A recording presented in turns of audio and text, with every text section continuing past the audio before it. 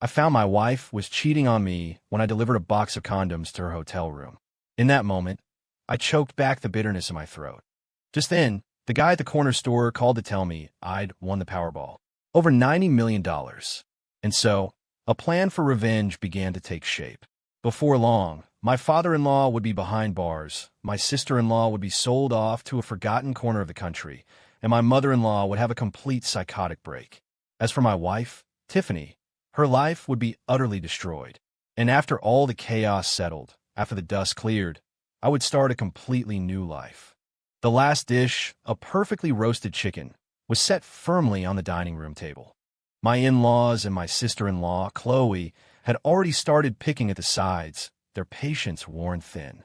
"Liam, go get that bottle of aged whiskey from the cabinet," my father-in-law, Mr. Henderson, ordered, his voice thick with an authority he hadn't earned. "On it, Dad," I replied, moving to obey. My mind was already racing, trying to figure out how to navigate another tense family dinner. But then, my mother-in-law frowned, a familiar chill in her voice. "Liam, how much salt did you put in these mashed potatoes? You know I have high blood pressure. Are you trying to kill me?" I was startled, but quickly forced a smile. "I'm so sorry, Mom. I haven't been feeling great today. Maybe I got the seasoning wrong. Please forgive me."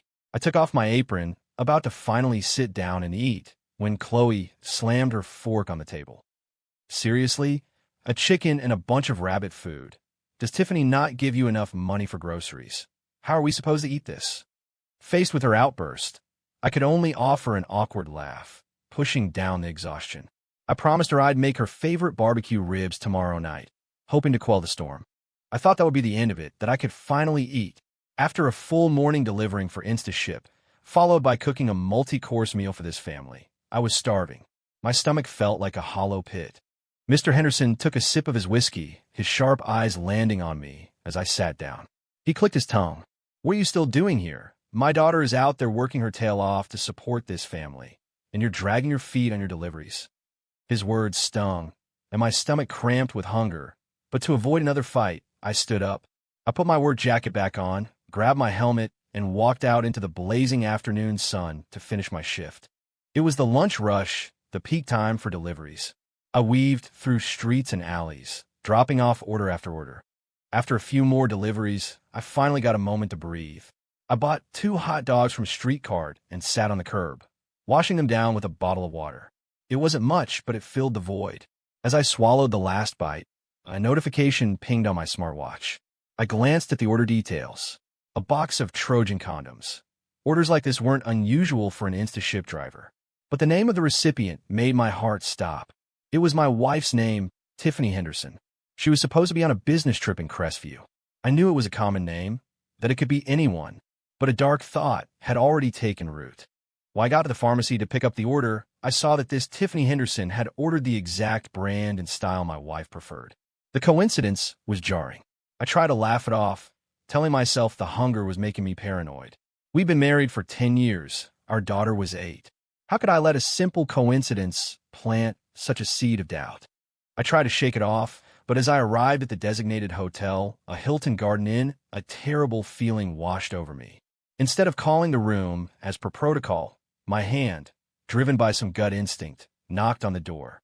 "Who is it?" a woman's lazy voice called from inside. It was muffled by the door. I didn't answer. My heart was pounding against my ribs. I knocked again, harder this time, more urgent. A moment later, the door was yanked open with a gruff curse. "Who the hell is banging on my door?" A muscular man, wearing nothing but a towel, stood there. He looked me up and down, his eyes filled with suspicion. I was covered head to toe in my delivery gear, my face hidden behind my helmet's visor. "Honey, who is it?" The man snatched the bag from my hand and slammed the door shut. But that single word, honey, was like a lightning strike to my soul. That sweet, flirty voice, even muffled through the closing door, was unmistakable. Just yesterday, she had leaned against my shoulder, lovingly calling me her husband. It wasn't just the voice. In a split second before the door latched, I saw them. A pair of sparkling high heels on the floor by the entrance. The ones I bought her for our 10th wedding anniversary. The memory of them was burned into my mind. I stood there in the hotel hallway, feeling like my soul had been ripped out of my body. The summer sun streamed through a nearby window, so bright it was hard to see. But one thing was painfully clear. I had to accept the cruel truth. My wife was cheating on me. Back home, my father-in-law was sprawled on the worn-out sofa, picking his feet while watching a scantily clad streamer on his phone. The sight of him, so engrossed, was a stark contrast to the messy living room around him. When he saw me walk in, exhausted, he looked up from the screen. His face soured. "Why aren't you out making deliveries?" he grumbled. I didn't answer him. I just dragged my feet to the bedroom and locked the door behind me with a loud click. His angry shouts followed me, muffled by the wood. He called me a worthless freeloader, a live-in son-in-law who did nothing but sponge off his wife. The contempt in his voice felt like 1,000 tiny cuts. Today, I didn't have the strength to fake a smile and endure his abuse. Numbly, I walked over to the desk where Tiffany's MacBook sat, forgotten in her rush to leave. For her, to forget her work laptop was almost unthinkable. I took a deep breath and started trying passwords. After a few failed attempts, I typed in our daughter's birthday. The screen unlocked. Her iMessage history was synced from her phone. Every text was a secret waiting to be exposed. Steeling myself against the pain, I scrolled back through 3 years of conversations between my wife and a man named Mark Jennings. Their words were crude and heartless. They mocked me relentlessly, calling me a pathetic loser who lived off his wife's family, a simpleton who was easy to control. They said if it wasn't for my gullible nature, she never would have married me. But the most devastating revelation was hidden deeper in their chat history. The truth about my father's death. My dad and my father-in-law were both coal miners. I had always believed my dad died in a mine collapse because of his own operational error. The mining company had settled with us for a meager $80,000. But now, Tiffany's text with Mark laid out a sickening truth. It wasn't my father's mistake. The collapse was caused by the company's gross negligence and lack of safety measures. What made it worse was that my father-in-law's family had testified during the investigation, backing the company's story and blaming my father. They had helped the real culprits get away with murder, while my father's name was dragged through the mud. I sat there in a daze, the world outside fading away. Time slipped by until my phone rang, the sound jarring me back to reality. I answered hesitantly. It was Kevin, the owner of the corner store where I bought my lottery tickets. His voice was trembling with excitement.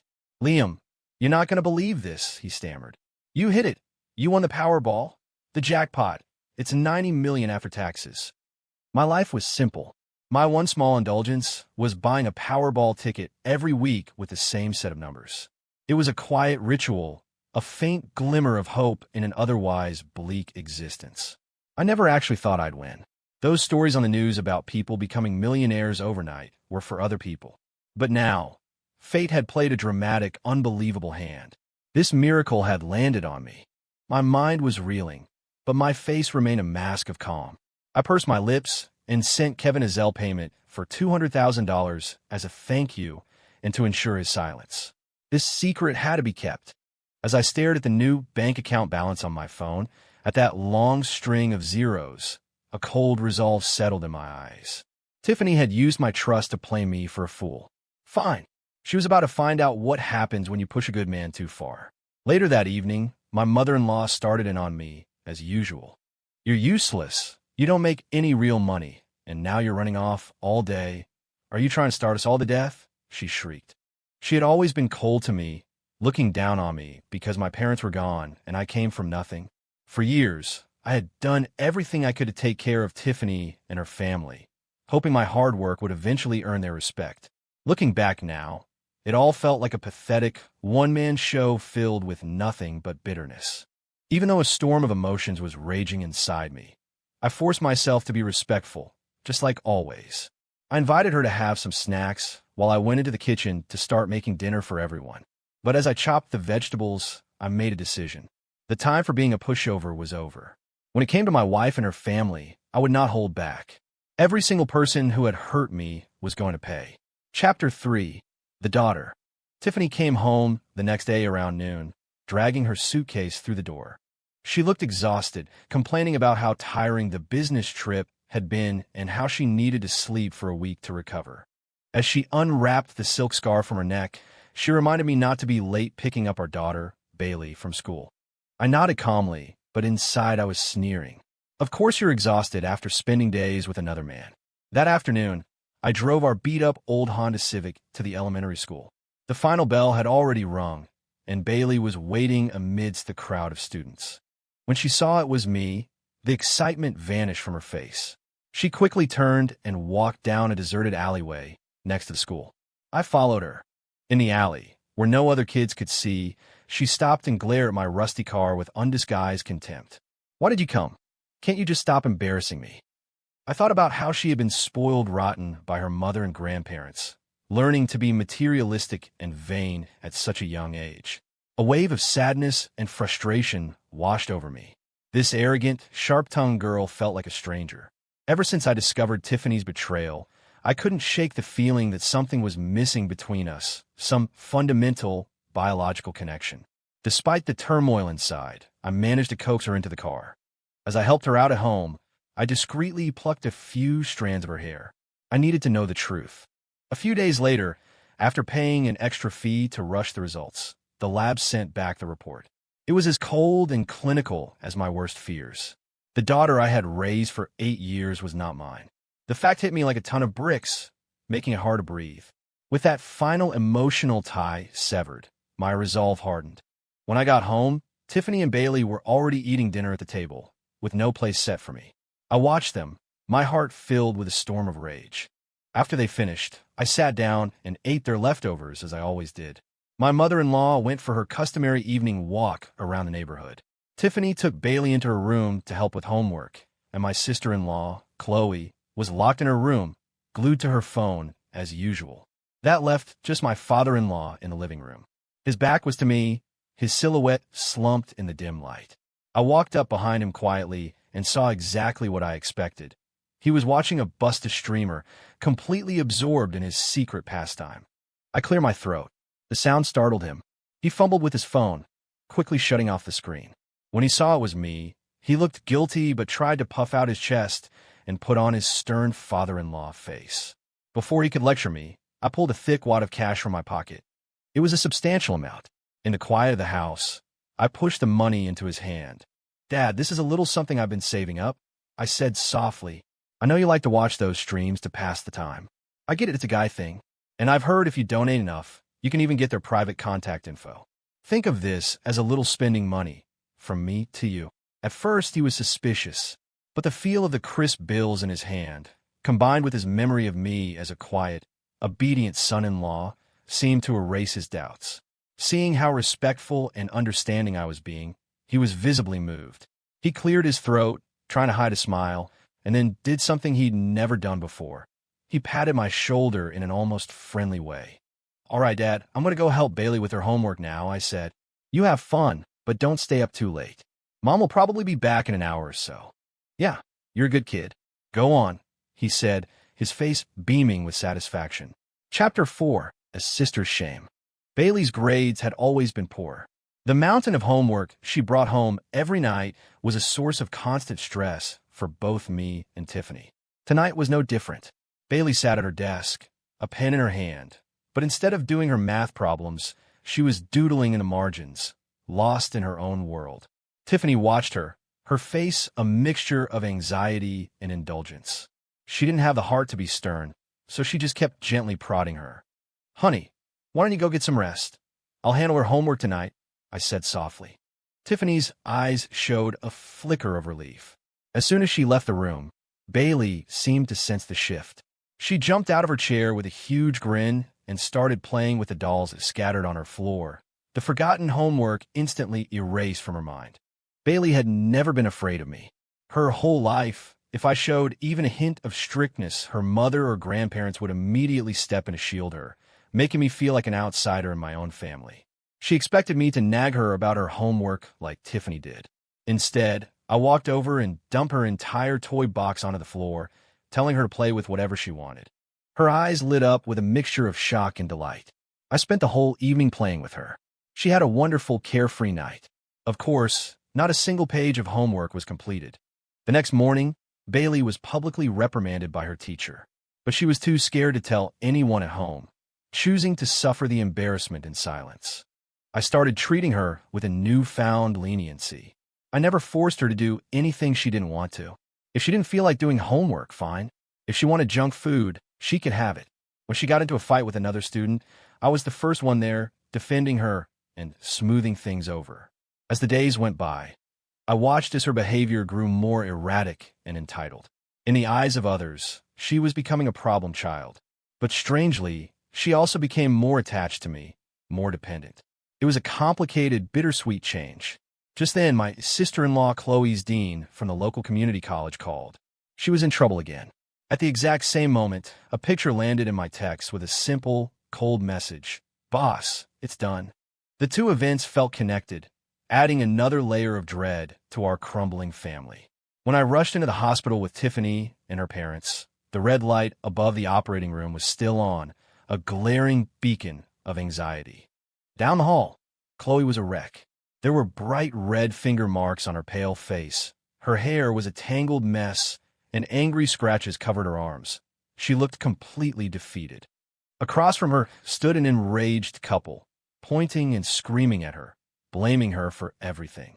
But when Chloe saw us, it was like she had found her safe harbor. She stumbled toward Tiffany and collapsed into her arms, sobbing uncontrollably. Chloe's dean came over and quietly explained what had happened. It turned out Chloe's obsession with luxury brands had led her to buy counterfeit purses and clothes to show off at school. This time, another student had called her out publicly. Humiliated and furious, Chloe denied it and, in a moment of rage, hit the student with a heavy textbook. Fortunately, the young man's injuries weren't life-threatening. After some negotiation, his family demanded $100,000 to cover medical bills and emotional distress. Otherwise, they would press charges. $100,000. Tiffany and I were stunned. She was a low-level office worker, making maybe $6,000 a month. As a delivery driver, I pulled in $8,000 on a good month. We were nowhere close to having that kind of money. Trying to look calm, I emptied my pockets of all my cash and combined it with Tiffany's meager savings. We barely scraped together $80,000. My father-in-law, who had been watching from the side, exploded. He wasn't mad at Chloe for starting the fight. He was furious at me for not being able to fix it. He pointed a shaking finger at my face, screaming about how useless I was, unable to come up with a measly $100,000. At that moment, Tiffany shot me a look of pure venom. She didn't say a word, but her eyes were filled with disappointment and disgust. Finally, looking utterly defeated, she stepped away from the group and made a phone call. When she returned, she had secured the remaining $20,000. I couldn't help but wonder where the money came from. I cautiously asked her. She shoved me aside, her voice dripping with contempt. It's none of your business. If you have time to ask stupid questions, why don't you go figure out how to make some real money? Chapter 5. Sent away though the debt was paid, Chloe couldn't escape the consequences at school. She was expelled from the community college. With nothing else to do, she spent her days at home, surrounded by her fake designer bags, living in a bubble of bitter resentment. With no school, she had no income. For the first couple of weeks, she got by on her savings and handouts from her parents. But her craving for luxury only grew, and the small allowance she received was never enough to satisfy her expensive tastes. Desperate, she started eyeing Tiffany's jewelry box. One quiet afternoon, she snuck into our bedroom and, like a thief in the night, began pocketing pieces she could sell for cash. The first successful theft only fueled her addiction, and soon it became a regular habit. One afternoon, as Chloe was excitedly unboxing a new counterfeit designer bag, I walked into her room without knocking. The moment she saw me, her guard went up. She threw the empty box at me and snapped, "What are you doing in here? Get out." I didn't get angry. As a live-in son-in-law, I was used to being treated like dirt. But this time I didn't back down. I walked right up to her and said something that made her freeze. "That new bag you bought with your sister's jewelry feels nice, doesn't it?" The color drained from her face. The purse slipped from her grasp and fell to the floor. She was terrified I would tell Tiffany. But instead of scolding her, I put a comforting hand on her shoulder. "Chloe, I know you're at an age where you want nice things, but you can't steal from your sister. If you want to make money, I can help you find a real opportunity." The word money caught her attention. Her eyes lit up with a glimmer of hope. "For real?" she asked, her voice barely a whisper. I nodded firmly. I took out my phone and shared a contact with her. This is a friend of mine from college. She's a very successful entrepreneur now. Tell her you're my sister-in-law. I'm sure she'd be willing to help you get started. Chloe was hesitant at first, but then she looked at my friend's social media profile. It was filled with pictures of luxury cars, designer bags, and exotic vacations. All her doubts vanished. She immediately sent a friend request, her mind already racing with visions of a glamorous future. A few days later, Chloe approached me again. This time, her usual fiery attitude was gone. She was almost gentle. "Hey, Liam," she said softly, calling me by my name for once instead of some insult. She told me she had decided to take the job. She was ready to go out and make something of herself. I, of course, offered her my full support. But then I put on a worried expression, frowning slightly. Chloe, ever perceptive, immediately noticed. "What's wrong?" she asked. I paused for a moment before sharing my concern. "Chloe, I heard from a friend that this job is really far away, in a pretty remote area. I'm just worried your parents won't let you go, for your safety." Hearing this, Chloe didn't back down. A sly, determined smile spread across her face. She puffed out her chest and promised that as long as I kept her secret, her parents would never have to know where she was really going. She moved fast. Just 5 days later, under the cover of darkness, she slipped out of the house with a single suitcase. She left a note on her nightstand for her parents, telling them she was going to find work out of state and promising to come back rich to take care of them. At first, Mr. and Mrs. Henderson were worried sick, but their fears subsided when they saw the photos Chloe started posting online. There she was dressed in trendy new clothes, smiling and shopping with her new colleagues in a bustling city. The pictures screamed success and happiness. I looked at the same photos on my phone, but my stomach was in knots, because I had the real photos, the ones sent from my contact. I knew the truth. I knew Chloe had just arrived at a scam compound in the middle of the Nevada desert, and her torment had only just begun. Chapter 6. A mother's medicine. A dark cloud had settled over our quiet suburban neighborhood. In recent weeks, several elderly residents had passed away alone in their homes, casting a shadow of fear and uncertainty over the community.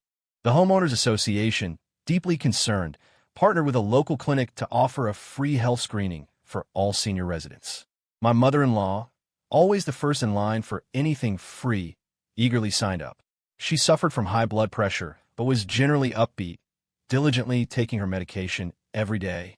After her checkup, the doctor confirmed she should continue her prescription, but also recommended she take some high-quality nutritional supplements to boost her overall health.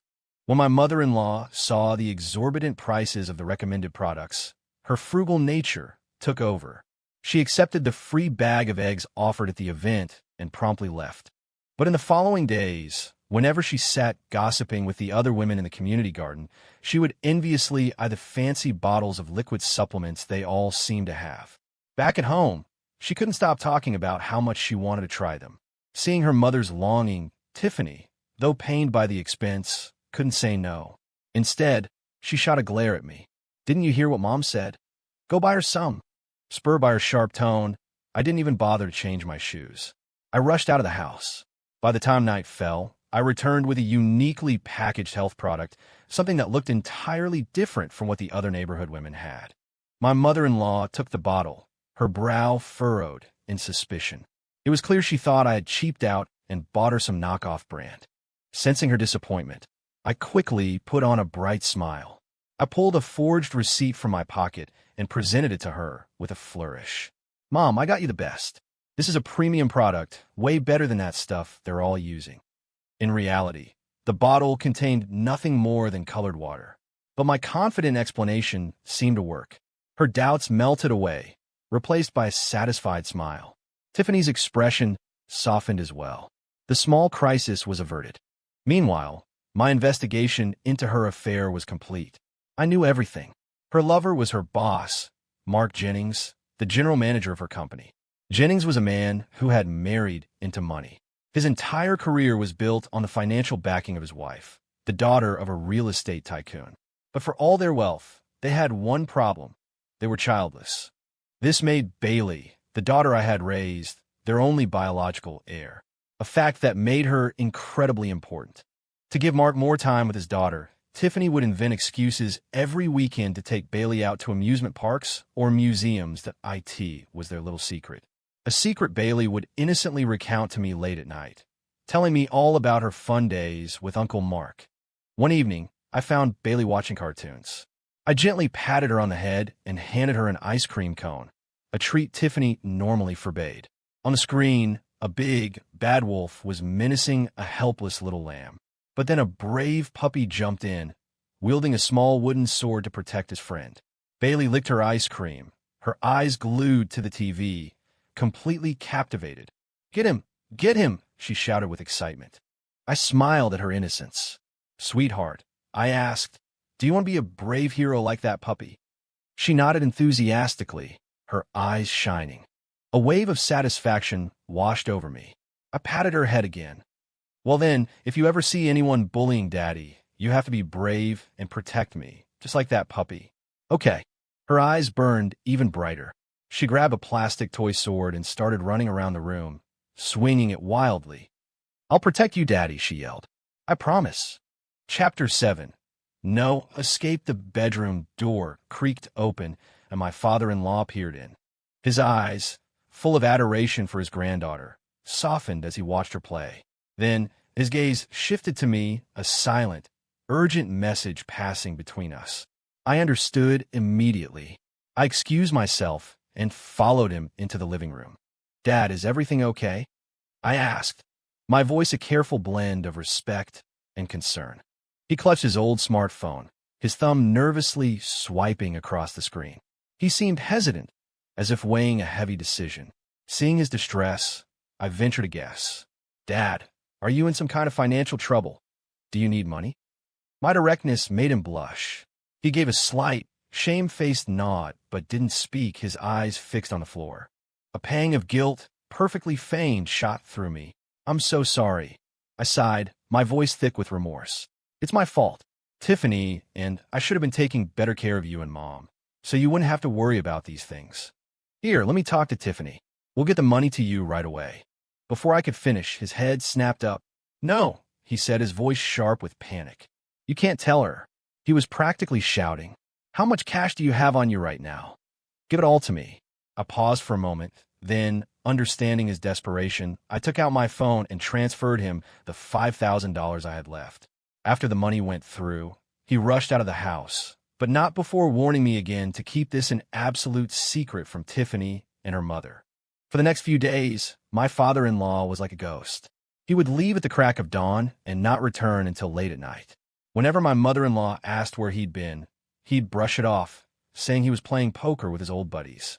Then, one day while I was home alone, the phone rang. It was the police. The voice on the other end informed me that my sister-in-law, Chloe, had been rescued from a human trafficking ring in the Nevada desert. The news hit me like a physical blow. I froze, unable to move. I had assumed Chloe was lost forever, that she would never return from that dark place. But now, through some twist of fate, she was free. The news filled me with a terrifying mix of relief and dread. My hand holding the phone was slick with sweat. If Chloe came back and could talk, my secret, the fact that I had deliberately sent her there, would be exposed. When I finally saw her in the hospital room, the sight was horrifying. Her captors had cut out her tongue, severed the tendons in her wrists, and blinded her. She was mutilated beyond recognition. And yet, she sensed my presence. A garbled, guttural sound of rage erupted from her throat, and her body thrashed violently on the bed, as if she was trying to launch herself at me. But for all her hatred, she was powerless. Tiffany stood frozen in the doorway, her face ashen, unable to take a step inside. My mother-in-law, overcome with shock and grief, collapsed in the hallway. And my father-in-law, the man who should have been there, was nowhere to be found. I glanced at my phone at the tracking app I'd installed. His location showed him at a local motel, not moving. He had no idea his family was imploding. He was trapped in his own mess, in a world of trouble he couldn't escape. Chapter 8. The accusation. When my mother-in-law finally woke up in the hospital, the fight had gone out of her. A deep, weary confusion clouded her eyes. She stared blankly at the ceiling, whispering her daughter's name over and over. "Tiffany, Tiffany." The sound was heartbreaking. Tiffany tried to juggle everything, tending to her catatonic mother while also worrying about her father, who had now been missing for an entire night. I took on the task of searching for him, driving through the city streets, checking his usual haunts. It wasn't until the 5th day that he finally reappeared, a stooped, broken figure at our front door. His face was pale and covered in a patchwork of ugly bruises. He looked like he had been through hell. Tiffany gasped when she saw him. She rushed to his side, helping him into a chair, her voice trembling as she asked where he had been, what had happened to him. Under her frantic questioning, my father-in-law finally broke. He slumped to the floor, his body shaking with ragged sobs, his tears a mixture of regret and terror. It turned out he hadn't been far at all. He had been in police custody. His obsession with the Twitch streamer had spiraled out of control. After weeks of showering her with donations, he had finally gotten her to add him on a private messaging app. They started chatting every day, their conversations growing more and more flirtatious, until they agreed to meet in person. A few nights ago, after another large donation, the streamer had agreed to go out with him for a night of fun. But just as he was lost in his fantasy, the hotel room door burst open. The police stormed in and dragged him, confused and half-dressed, down to the station. They told him they were responding to a 911 call. The streamer had accused him of rape. The news threw our already chaotic lives into a fresh hell. That night, the hotel security camera had clearly recorded my father-in-law helping the streamer, who was visibly drunk and stumbling, into the room. The footage was damning. It painted a picture of him taking advantage of an intoxicated woman. Tiffany couldn't believe it. The idea that her father, a man in his 60s, could be involved in such a disgusting scandal was too much to bear. Her eyes filled with tears of shame and disappointment. "Dad, how could you?" she cried. "You're an old man.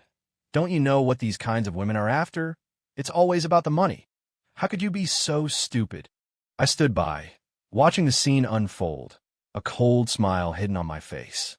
So, she does understand how transactional these things are, I thought. My father-in-law hung his head, his face a mask of misery. "Tiff, I'm so sorry," he wept. "But she's threatening me.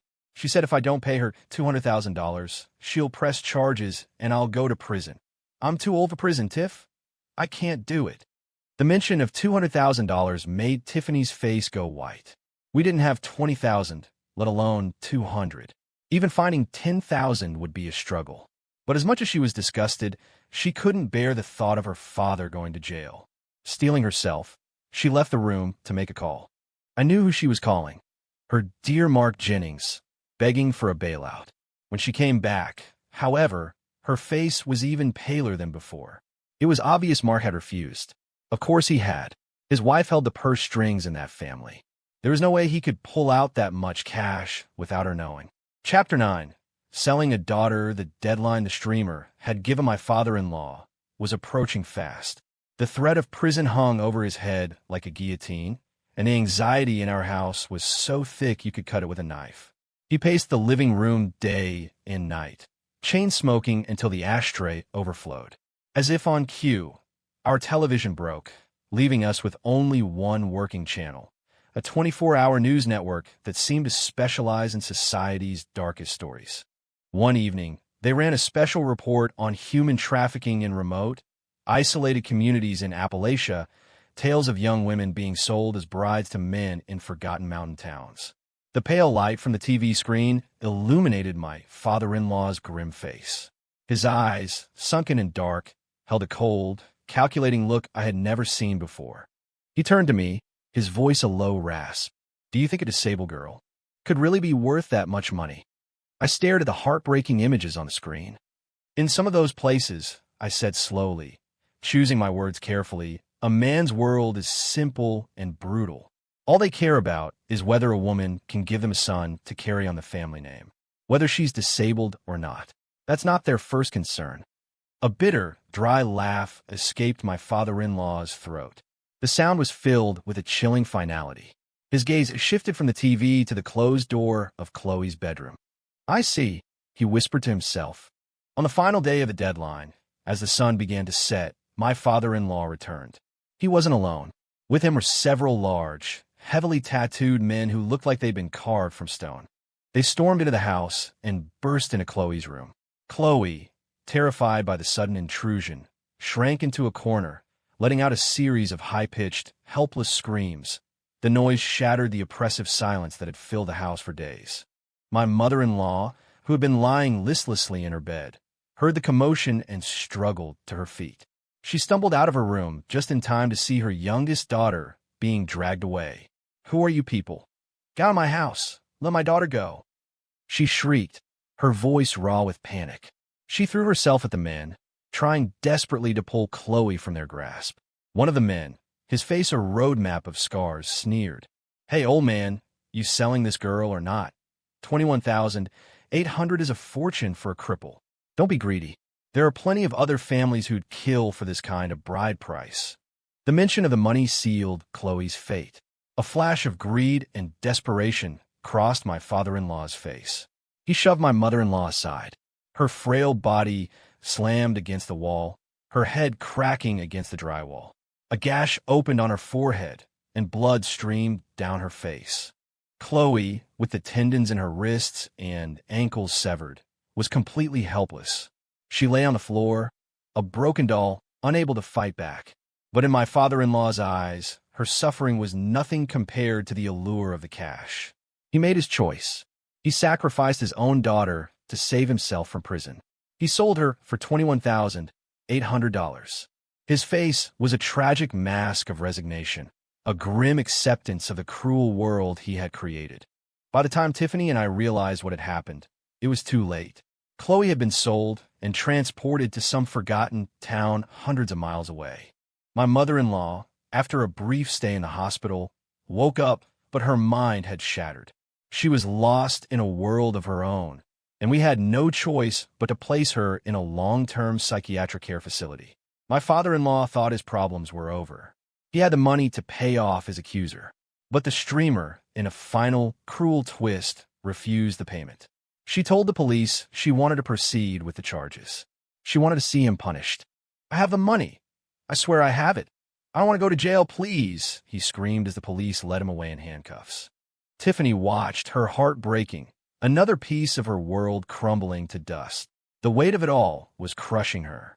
Her weekly trysts with Mark Jennings became a distant memory.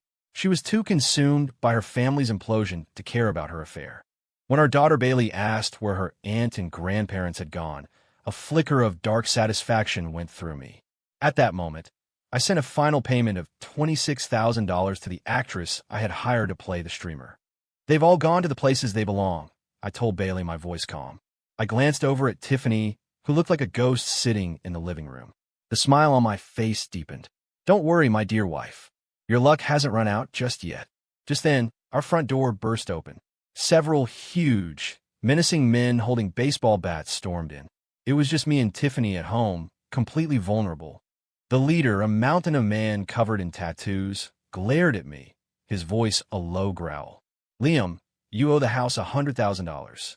When are you planning on paying it back? Or do I need to break your hands to remind you?" Tiffany's face went pale with shock. "Liam, what $100,000? She stammered. I suppressed a laugh and arranged my face into a mask of pure terror and regret.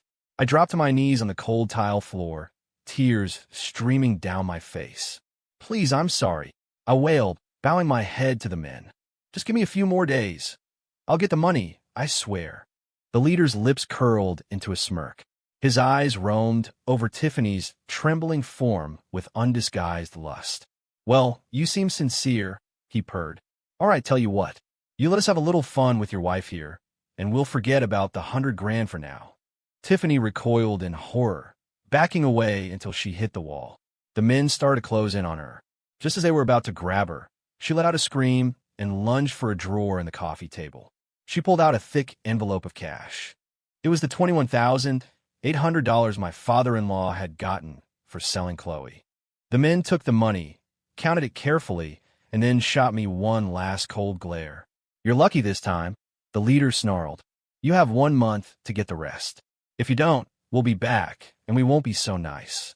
After the debt collectors left, all the anger and frustration Tiffany had been bottling up for weeks finally exploded. She flew at me, her eyes blazing with fury, and slapped me across the face again and again. I just stood there and took it, my face a blank mask. Each slap was a sting, a small price to pay for the masterpiece of destruction I was creating. When her arm finally dropped, her body shaking with exhaustion, I put on my best performance yet. I fell to my knees, feigning a complete breakdown. I begged her for one more chance, swore I would quit gambling forever, that I would work day and night to pay back the debt and provide for our family. But when she looked at me, her eyes were like ice. "Liam, you are a pathetic loser," she said, her voice devoid of all emotion. "I want a divorce." I pretended to be devastated, to fight for our marriage. But the more I pleaded, the more disgust filled her eyes. In the corner, I could see Bailey watching us, her small face filled with anger. The marriage was over. To get away from me and my debts as quickly as possible, Tiffany agreed to a swift divorce. She didn't even fight for the house. She let me keep it, just to be free of me. 2 days later, she was packing her things. As she and Bailey were about to leave, I pulled my daughter into one last hug. I didn't fight for custody. The thought of spending another day raising another man's child filled me with a quiet rage. As Tiffany impatiently urged her to hurry, Bailey looked up at me, her voice small but fierce. "Daddy, I'm going to get strong so I can protect you from bad people." After the divorce, Mark Jennings set Tiffany and Bailey up in a beautiful villa in the suburbs. I hired a private investigator to keep an eye on them. Mark started visiting constantly, their secret affair now out in the open, at least to them. I waited for about 2 weeks, letting them settle into their new life. Then, I got the news I had been waiting for. One evening, Mark was at the villa, spending quality time with Tiffany. Suddenly, their idyllic evening was shattered. Bailey, my sweet, innocent Bailey, whom I'd spent months poisoning with stories of the bad man, who was hurting her daddy, stormed into the room. In her hand, she held a small pocket knife. "You're the bad man," she screamed, her voice filled with a child's righteous fury. "You made Daddy leave." She lunged at him, stabbing him repeatedly. Her small arms lacked adult strength, but her rage was potent. One of the frantic stabs landed low, hitting him in the groin. Mark Jennings collapsed to the floor, unconscious and bleeding heavily. His perfect life, built on lies and betrayal, had just come to a sudden, violent end. The incident became the biggest scandal to hit our city in years. When Mark Jennings' wife, Catherine Sheridan, found out the truth, she was incandescent with rage. She told her lawyers she wanted to march into his hospital room and pull the plug herself. Because of her age, Bailey faced no legal repercussions. But Catherine was a notoriously ruthless woman, and she was not about to let things slide. She directed the full force of her anger at Tiffany. First, she had Tiffany fired. Then, she sent a crew of her security personnel to the villa. They stripped Tiffany of her clothes and threw her out onto the street with nothing. But Tiffany wasn't one to give up easily. She knew that with Mark now sterile, her daughter was the sole heir to the Jennings fortune. And while Mark had used Catherine's money and connections to build his career, a significant portion of their assets was legally considered marital property. That meant her daughter had a claim. I had done my homework on Catherine Sheridan. I paid a lot of money to dig up her past. Mark wasn't her first husband. Her ex, another ambitious young man from a poor background, had also cheated on her. He had mysteriously disappeared years ago. Catherine was not a woman to be trifled with.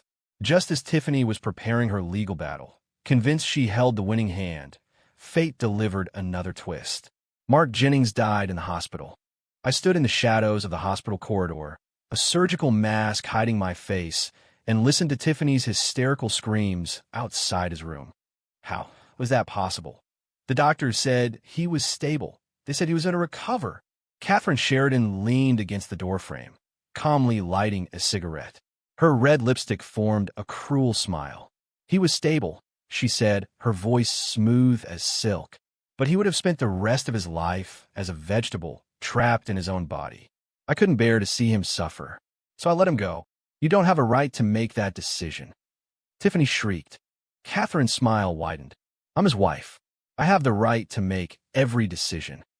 The words struck Tiffany dumb. She knew it was pointless to argue. The real issue now was the inheritance.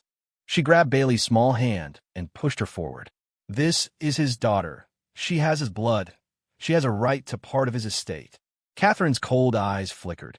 Without a word, she raised her hand and slapped Tiffany hard across the face, the sound echoing in the quiet hallway. The estate, she sneered. You have some nerve. You say this little murderer is Mark's daughter. Where's your proof? Tiffany froze, her hand on her stinging cheek. She cursed herself for not getting a DNA test done sooner. Now it was too late. Mark had been cremated that morning, before she had even arrived at the hospital. Defeated, she sank to the cold, sterile floor. Catherine, flanked by her bodyguards, put on a pair of dark sunglasses and turned to leave. The click of her heels on the linoleum was the sound of absolute victory. As she walked away, her eyes met mine in the shadows, and a small, knowing smile played on her lips. I raised an eyebrow in acknowledgement. From the moment I discovered Tiffany's affair, Catherine and I had been allies. She had known about Mark's cheating for a long time, but had stayed with him to avoid splitting their assets in a divorce. When I approached her with my evidence and my plan, we formed an immediate, unspoken partnership. With Mark legally and conveniently out of the picture, Tiffany's schemes came to nothing. She had no job, no money, and a mountain of debt. The scandal had made her a pariah in our city. She couldn't even leave her tiny apartment without facing the scornful glares of strangers. The humiliation and pain she had inflicted on me would now be her constant companion, a shadow she could never escape. I calmly took off my mask and walked out of the hospital. I hailed the first cab I saw and headed straight for the airport. I had a first-class ticket to Australia and a new life waiting for me. With over $90 million in my account, I was finally free. From now on, I would live for myself. The past was a ghost, and my future was dazzlingly bright. The end.